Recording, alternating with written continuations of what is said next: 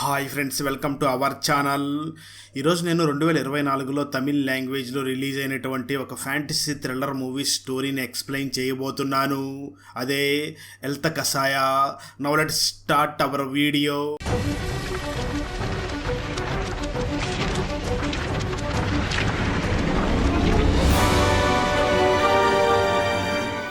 Open చేస్తే movie starting లో రమ్య మరియు తన హస్బెండ్ రామ్ ని చూపిస్తారు.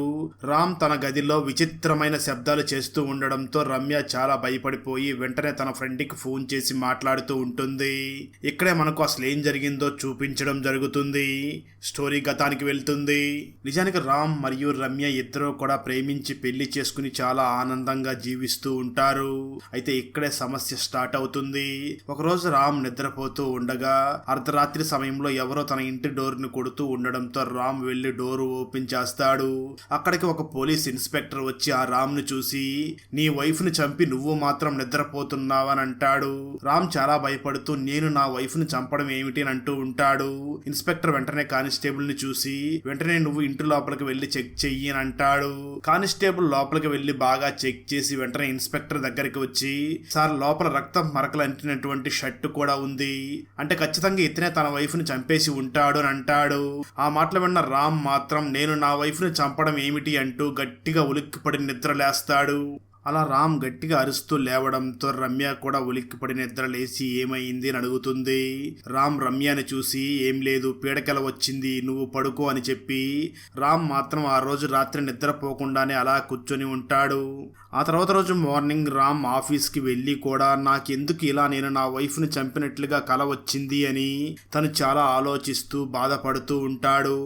ఆ రోజు రాత్రి మళ్ళీ రామ్కి కల రావడం మొదలవుతుంది. ఆ కలలో రమ్య నిండు ప్రెగ్నెంట్ గా ఉంటుంది. తను వంటగదిలో టిఫిన్ చేసి ఆ రామ్ కోసం తీసుకుని రాగా, రామ్ అప్పటి వరకు తన మొబైల్లో అశ్లీల వీడియోస్ ని చూస్తూ తన వైఫ్ వస్తుంది అనే ఫోన్ ని తీసి పక్కన దాచిపెడతాడు. అది చూసినటువంటి రమ్య మాత్రం సడన్ గా నేను రావడం చూసి ఫోన్ ఎందుకు పక్కన దాచిపెడుతున్నాడు, అంటే రామ్ ఎవరితోనో చాటింగ్ చేస్తున్నట్లుగా ఉన్నాడు అని అనుమానిస్తూనే వెంటనే రామ్ దగ్గరికి వచ్చి, ఈరోజు నాకు పెయిన్స్ వచ్చేలాగా ఉన్నాయి, సో నువ్వు ఈరోజు ఆఫీస్కి వెళ్ళవద్దు అని అంటుంది. ఆ మాటలు విన్న రామ్ కూడా రమ్యని చూసి, నేను ఆల్రెడీ ఆఫీస్కి సెలవు పెట్టేశాను, ఈ రోజంతా నీ దగ్గరే ఉంటాను అని అంటూ ఉంటాడు.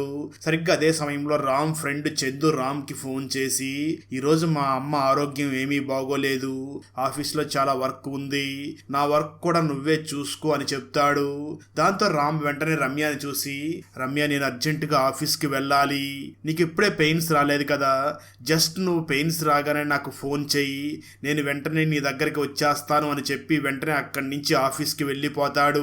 అలా కల రావడంతో రామ్ చాలా ఉలిక్కిపడి నిద్ర లేచి, ఎందుకు ఇలా నాకు కల వచ్చింది అని ఆలోచిస్తూ ఉంటాడు. అప్పుడే నిద్ర లేచినటువంటి రమ్య తన ప్రెగ్నెన్సీని టెస్ట్ చేసుకోగా తనకి పాజిటివ్ అని వస్తుంది. ఆ విషయం తెలుసుకున్నటువంటి రామ్ చాలా కంగారు పడుతూ, నా కలలో వచ్చినట్లుగానే నా వైఫ్ ఇప్పుడు ప్రెగ్నెంట్ ఎలా అయ్యింది, నాకెందుకు ఇలా జరుగుతుంది అని ఆలోచిస్తూ ఉంటాడు.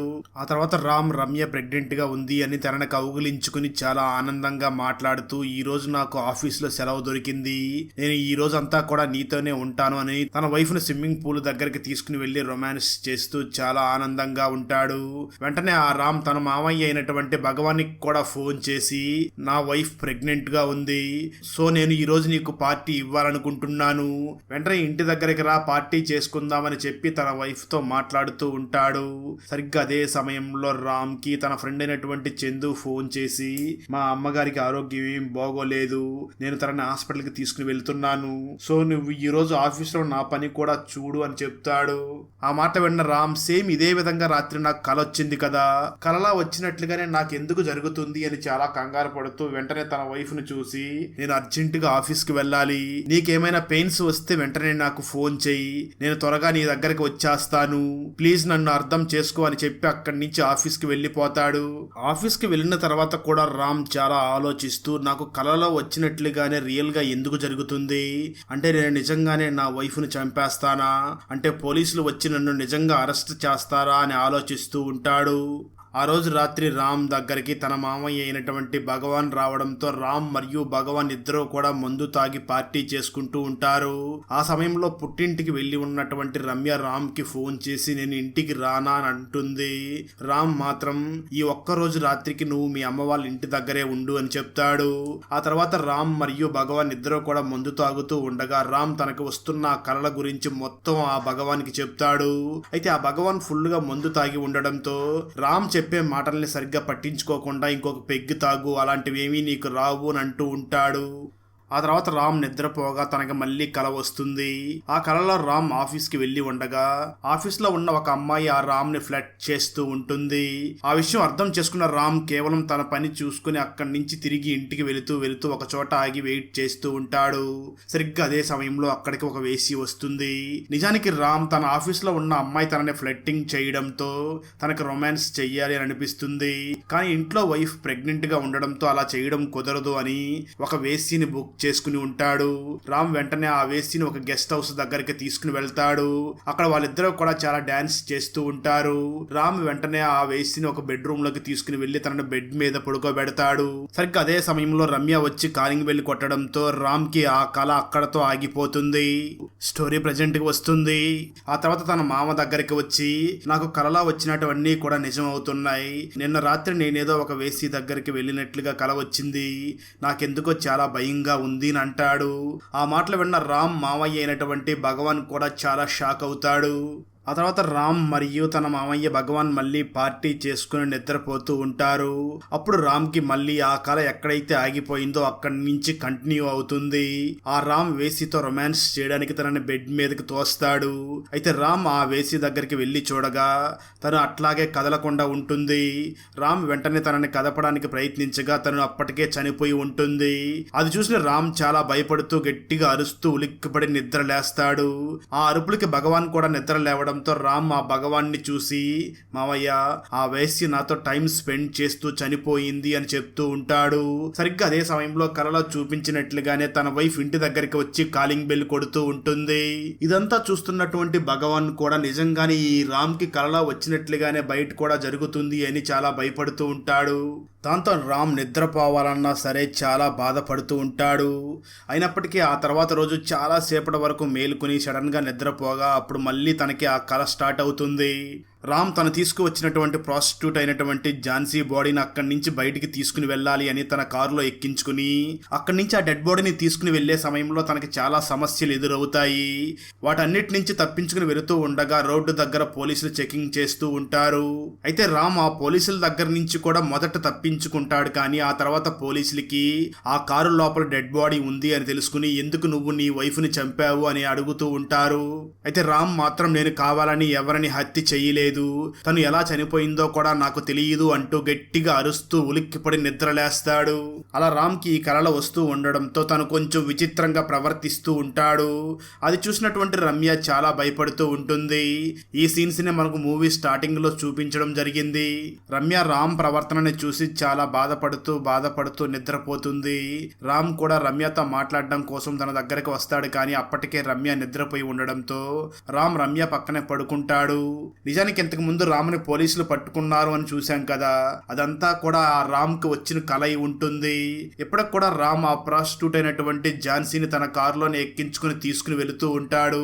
సరిగ్గా అదే సమయంలో రామ్ వెళుతున్న కారుని వెనక నుంచి మరొక కారు గుద్దుతుంది. దాంతో రామ్ వెంటనే కారు దిగగా ఆ రామ్ని గుద్దిన కారులో నుంచి ఒక ఫ్యామిలీ కిందకి దిగి సారీ చెప్తూ ఉంటారు. రామ్ కూడా ఫ్యామిలీ కదా అని చెప్పి వాళ్ళని విడిచిపెట్టేస్తాడు. సరిగ్గా అదే సమయంలో రామ్ తీసుకుని వెళుతున్నటువంటి ఆ ప్రాస్టిట్యూట్ ఝాన్సీ ఒక్కసారిగా మేలుకొని నువ్వు నన్ను ఎక్కడికి తీసుకుని వెళుతున్నావు, వెంటనే నువ్వు నాకు ఇవ్వవలసిన డబ్బులు ఇచ్చి నన్ను తీసుకువచ్చిన ఆ ప్లేస్ లో డ్రాప్ చెయ్యి అని అంటుంది. దాంతో ఆ రామ్ చాలా ఆనందపడుతూ తనకు డబ్బులు ఇచ్చి తనని తీసుకుని వెళ్లి ఆ ప్లేస్ లో వదిలిపెట్టేస్తాడు. సరిగ్గా అదే సమయంలో రామ్ కి రమ్య ఫోన్ చేయడంతో రామ్ ఆ ఫోన్ ని లిఫ్ట్ చేస్తాడు. అయితే రమ్య మాట్లాడకుండా వాళ్ళ వైఫ్ మాట్లాడుతూ నీకు కూతురు పుట్టింది అని చెప్తూ ఉంటుంది. ఆ మాటలు విన్న రామ్ చాలా ఆనందపడి మాట్లాడుతూ ఉంటాడు. అయితే ట్విస్ట్ ఏమిటి అంటే అంటే నిజానికి ఇదంతా కూడా ఆ రామ్ కలవరిస్తూ ఉంటాడు. అది చూసినటువంటి రమ్య కూడా చాలా షాక్ అవుతూ ఉంటుంది. ఇక్కడే ఒక భయంకరమైన ట్విస్ట్ రివీల్ అవుతుంది. ఇక్కడ మనకు ఒక వ్యక్తిని చూపిస్తారు. తను అచ్చం రామ్ లాగానే ఉంటాడు. అయితే ఈ వ్యక్తి మాత్రం చాలా పేదరికంలో ఉన్నప్పటికీ తను చాలా ధనవంతుడు అన్నట్లుగా తన వైఫ్ ని మోడర్న్ డ్రెస్ లో ఊహించుకుంటూ ఉంటాడు. ఇక్కడే మనకు అతని భార్య రమ్యని చూపిస్తారు.